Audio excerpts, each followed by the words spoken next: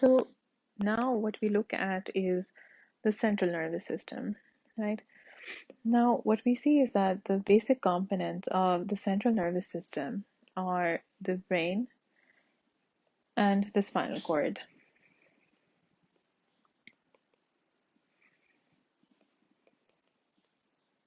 right? Both of these structures are, both of these structures of the central nervous system are covered in this very protective and special soup, right? Which is called the cerebrospinal fluid,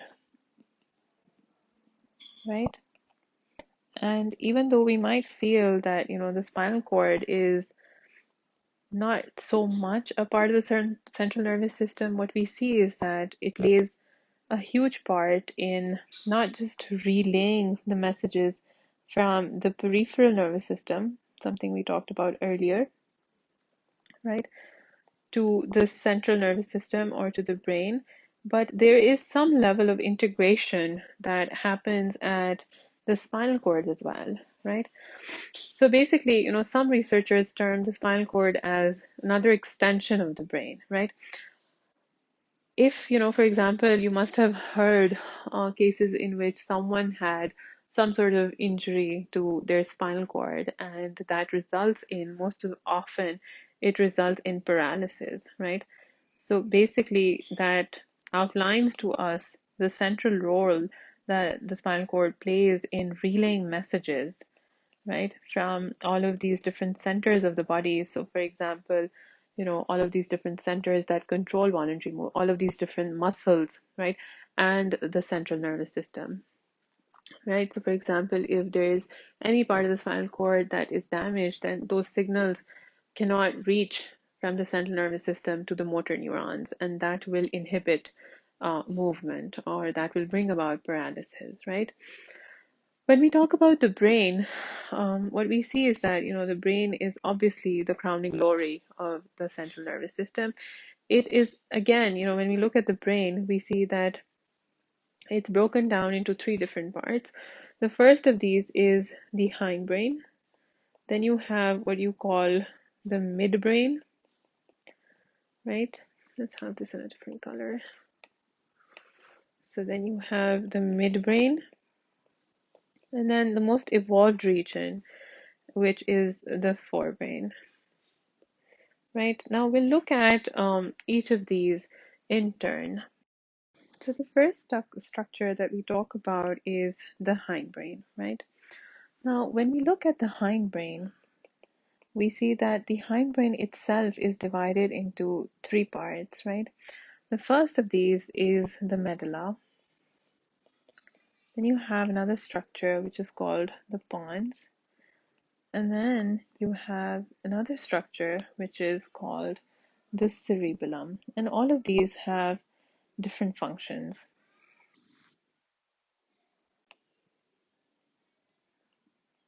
right? Now, we first consider what is the function of the medulla. So the medulla is basically implicated in very vital yet unconscious body functions,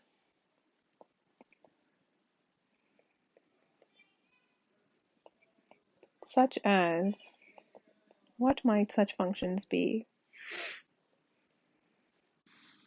You know, these basic functions include something like breathing, right? Your heart rate, maintenance of muscle tone, and even reflexes such as, sneezing, coughing, all of these different reflexes you might have, right? So all of these are controlled by the medulla, right? Next, we come to talking about the pons. What exactly does the pons do, right? Now, what we see is that the pons, it literally, what it means is, it means bridge, right? And what it does is that it connects the hindbrain, right, to the brain stem, right? It doesn't just do that. So one of the things that you see is that the pons is also it's also implicated in, sleep regulation. So So, sleep and arousal are functions of the pons as well, right? Last but not the least, you have the cerebellum, which is basically looks like a folded structure, right? Right at the back of the brainstem, right? And the cerebellum, what it does is that it controls or it plays some part, a very significant part, in all sorts of body movement, right? Even though the commands for body movements come from higher brain centers, but cerebellum, what it does is that it plays a huge part in putting all of that information together and basically ensuring that the body maintains equilibrium, right? When it's moving. So, for example, when a person drinks any kind of alcohol, right, that affects their cerebellum, right? And that is why you're asked to do this test in which you're asked to walk in a straight line. Now, if your cerebellum isn't working properly, you're not able to walk in a straight line because the cerebellum is what is responsible for you being able to maintain some sort of balance, right? So it's crucial for balance,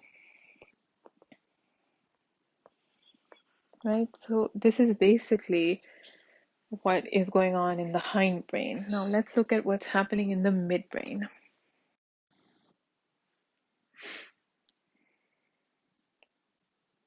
So here you have what is called the midbrain, right?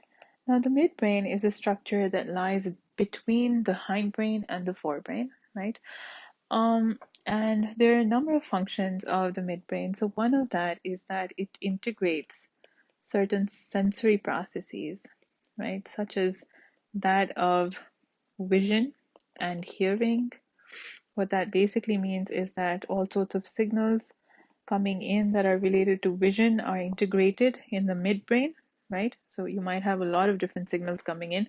They're combined in the midbrain. And same goes with hearing. You might have a lot of auditory signals coming in. They're combined in the midbrain, right? Not just this. So the midbrain is also implicated in dopamine functioning. So we talked about the neurotransmitter dopamine, and one of the things that we see is that um, Parkinson's disease, right, which we talked about when we talked about neurotransmitters, and we said that Parkinson's develops or is associated with a decreased level of activity at dopamine sites, right? So one of the things that you see is that people who have Parkinson's, right, they show some sort of disintegration of a particular center inside the midbrain, which is in some way associated with the dopamine centers that are working in the forebrain as well, right? So the midbrain has that role as well. And then the midbrain also contains the structure which is called the reticular formation, right? And what the reticular formation do, amongst other things, is that it is implicated again in maintaining arousal, right, or maintaining wakefulness and sort of deciding um, for example, when a person is aroused versus when they are in a state which is more marked by sleepiness or disinterest, right? However, this is not all that the reticular formation do. The reticular formation is also involved in, all sorts of muscular reflexes, right? Breathing, that's another function that the reticular formation tends to play some part in, and also pain perception, right? So these are basically all of the different areas that the midbrain seems to contribute to. Now, next we come to talking about the forebrain, right? The forebrain basically consists of the most specialized, really, and the more complex um, parts of the brain, right? And it basically consists of four different kinds of structures, right? The first of which is the thalamus. Then you have what is called the hypothalamus,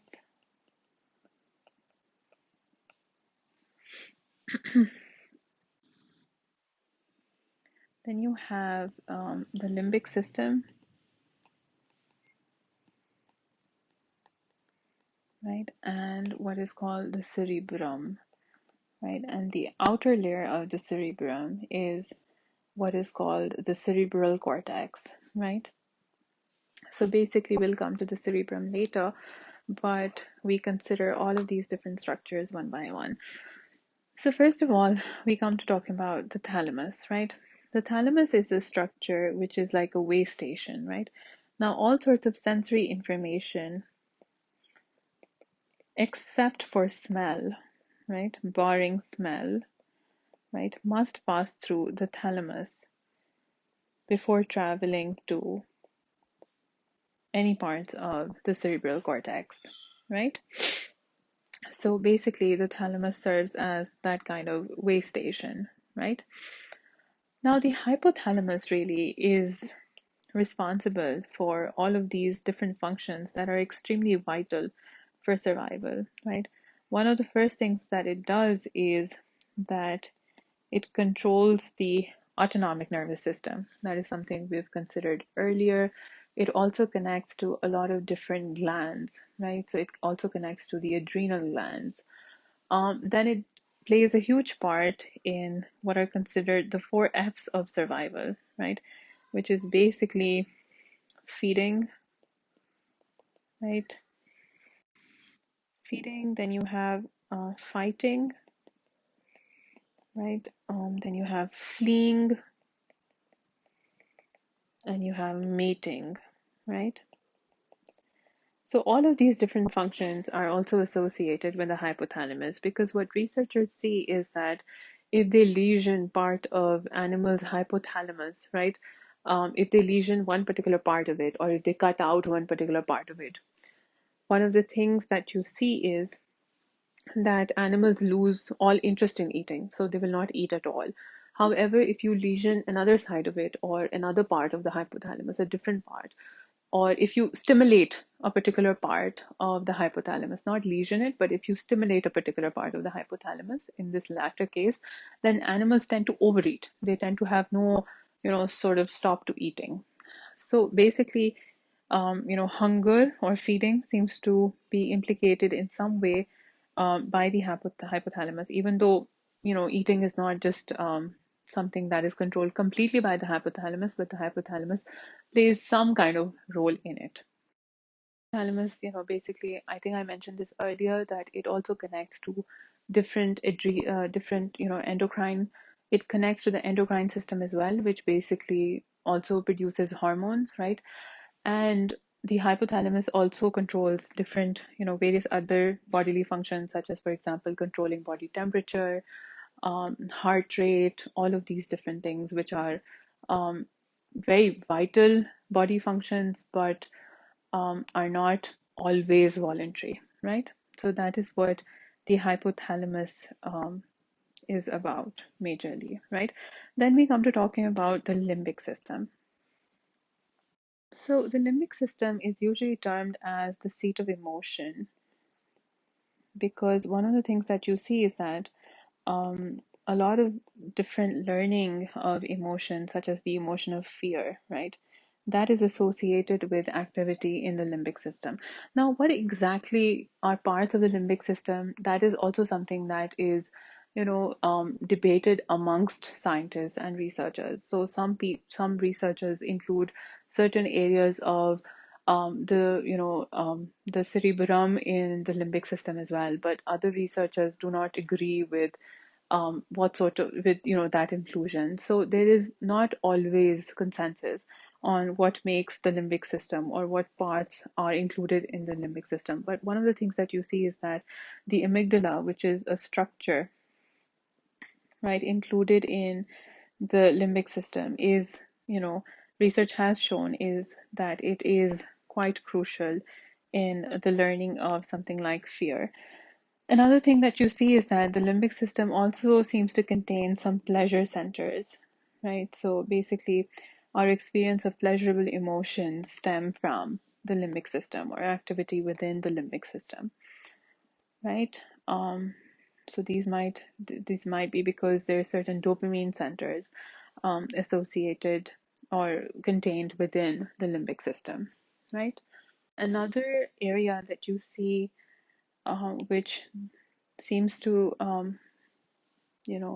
be affected by the limbic system or seems to be controlled by the limbic system is that of memory, right? So memory is also, or the consolidation of memory, because the hippocampus is another area. So along with the amygdala, the hippocampus is also an area that is understood to be a part of the limbic system, sorry, right? So, and the hippocampus, as we see, does play a part in, memory. So memory also seems to be one thing that the limbic system seems to control, right? So roughly, the limbic system controls emotion, right? So emotion, motivation, memory, right, and motivation,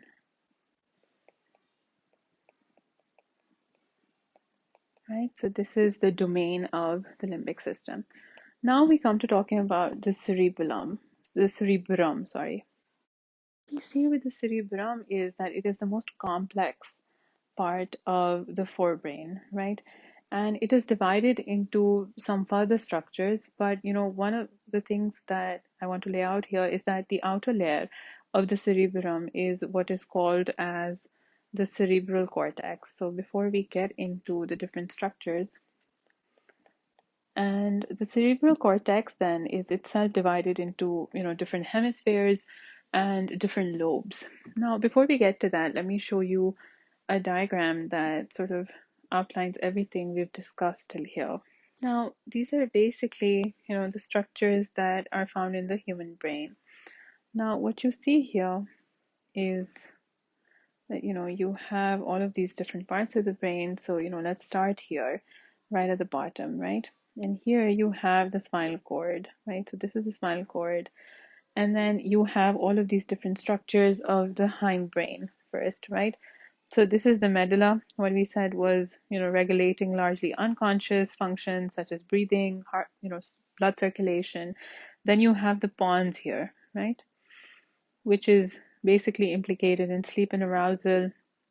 Then you have the cerebellum here, right?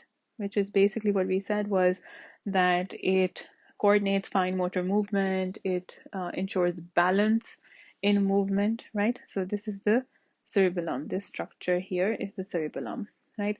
Then moving on to the midbrain, right? Located between the hindbrain and the forebrain, right? So it's the structure here, right? And then you move on to the forebrain and areas within the forebrain, right? Now you have all of these different areas here. So for example, first of all, we'll talk about the thalamus. So this is the thalamus, right? What we said was the passageway through which, it's the relay center for the cortex, for the cerebral cortex, and basically all sorts of sensory information gathers here before it is routed to the cortex, right? So this is the thalamus, which basically we said that it provides a passage to all sorts of sensory information traveling to the thalamus, to the cortex, sorry. Then you have the hypothalamus, which is the structure here, right? This is the hypothalamus, and this is responsible for, what we said, regulating basic bodily needs. So hunger, thirst, temperature control, mating, all of that is controlled by the hypothalamus, right? Then you have the amygdala here, which is part of the limbic system and is involved in emotion, aggression, right? Then we said that we have the reticular formation, right, which is the group of fibers that carry stimulation. So this is part of the midbrain here, right? But where is the hippocampus? Can you see the hippocampus here? Yes. So the hippocampus is here, which is again part of the limbic system. It is involved in learning and memory, right? And then you have the cerebrum, right, which is responsible for seeing, sensing, thinking, all of these higher mental functions, which are learning, emotion, consciousness, voluntary movement, even, right? And the corpus callosum here, what that does is that it divides, or it basically communicates between the right and the left hemisphere. That is something that we come to talking about next when we consider, um, the cerebrum and the different hemispheres. Right. Now, when we look at the cerebrum, right, what we see is that the cerebrum is divided into two different hemispheres, the right hemisphere and the left hemisphere. Diagram shows you these two different hemispheres. So here you have the right hemisphere, and this here you have the left hemisphere, right? And you have this basic bundle of fibers that runs between these two hemispheres, which basically controls communication between these two different hemispheres. And that bundle of fibers is called the corpus callosum, right?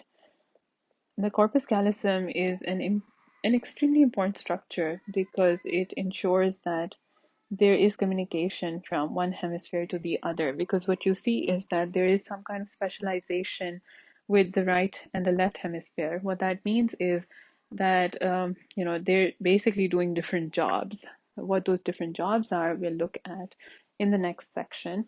But if they're doing different jobs, it's important that they communicate. These two hemispheres communicate with one another so that whatever job that they're doing is communicated to the other hemisphere as well, right? Now, what happens is that these hemispheres are further divided into these different lobes, right? And these lobes, again, are specialized in that they also have these special duties that they perform, right? What exactly these duties are, we'll look at that. So basically here you have, the cerebrum, right? And you have all of these different lobes outlined here for you, right? So right at the back of the head here, right? So here, you have the face here, and then you have the back of the head. So at the back of the head, you have what is called the occipital lobe, right? Now, what does the occipital lobe do? The occipital lobe basically integrates and processes all sorts of visual signals. So it basically controls vision, right? And it basically is termed the primary visual cortex, right? Because what it does is that it enables us to see. It determines the way that we process and integrate, um, you know, visual information, right? So this is the function of the occipital lobe, which is located right at the back of the head. Then here you have what is called the parietal lobe, right? Now, what does the parietal lobe do? The parietal lobe basically, what it does is that it controls all sorts of types of touch. So that is why it's called the primary somatosensory cortex, right? Because it controls the sensation of touch, right? So this is why it's called the parietal lobe. Now the temporal lobe, which is located on both the different hemispheres, all of these different lobes are located on both hemispheres. The temporal lobe is, located just above the ears, right? And this is the primary auditory cortex, which basically means that it controls all sorts of auditory signals, or it enables us to hear, right? Then you have, last but not the least, you have, the frontal lobe. And one of the things that the frontal lobe does is that it controls all sorts of motor movements, right? So all sorts of movement is controlled by the frontal lobe, and that is why it's called the primary motor cortex, right? So here you have the control of movement, right? Now, what you have then is that, this center, this brain center, right? This is what is termed as the prefrontal lobe. And the prefrontal lobe is extremely essential because it controls all sorts of higher mental functions. Now, what might these higher mental functions be? Scientists believe that the prefrontal lobe acts as the executive center, which basically means that all sorts of planning, all sorts of decision making, reasoning, all of such, functions, they occur in the prefrontal lobe, right? So basically, the prefrontal lobe is what enables you to make a decision. It enables you to reason about all of these different things. It basically enables you to sort of take some things out of memory and use them while making a different, a particular decision. So the prefrontal lobe plays some kind of role in decision making, in reasoning, in memory, in judgment, right? All of these different things are located or are influenced majorly by what goes on in the prefrontal lobe, right? And then, when we talk about the frontal lobe and it being the primary motor cortex, one of the interesting things that we do is that the primary motor cortex is also in some way specialized. Now look at this diagram here. What this basically shows is, how, different areas of the body are controlled by these areas on the motor cortex, right? So, and what's interesting to note here is that so this basically shows you, let me explain this diagram because this can be confusing. So this is a part of the brain, right? And this is controlling the act of swallowing. And this is a part of the brain, and this is controlling your wrist and your hand. Now, what's important to note here is that if it's a big limb, let's suppose that you're talking about, the legs. Now, it's not necessary that a very huge part of the brain is dedicated to the control of legs. Mostly what you see is that larger parts are dedicated to those limbs or those parts of the body that are smaller but that need to behave in a more complex manner. So, what you see here is that these are for fingers, right? Because fingers behave in slightly more complex ways than legs do, So legs are, they, even though they're larger, they have a simpler function than that of fingers. So what you see is that there's a bigger amount of brain space in the motor cortex, which is dedicated to the control of fingers as compared to that of legs, right? Similarly, you see that there's a very big part that is dedicated to controlling the function of the lips, even though the lips are much smaller than the legs, for example, right? But you have a lot of different um, movements that you make with the lips as compared to with the legs, right? So, yes, so this is an important diagram to keep in mind here. All right.